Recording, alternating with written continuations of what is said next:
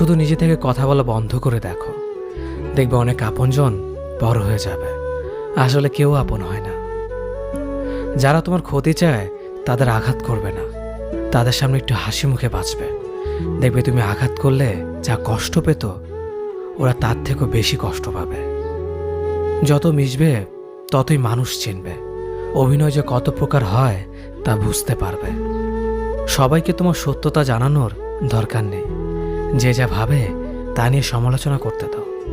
বেঈমান মানুষগুলো কখনো অপরিচিত মানুষ হয় না, খুব কাছের মানুষগুলোই বেঈমান হয়।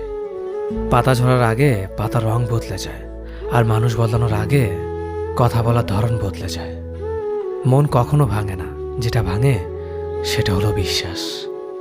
কেউ যদি তোমার সাথে কথা বলা বন্ধ করে দেয়, তাহলে বুঝে নিও তোমার পিছনে তারা তোমার নিন্দা করা শুরু করে দিয়েছে।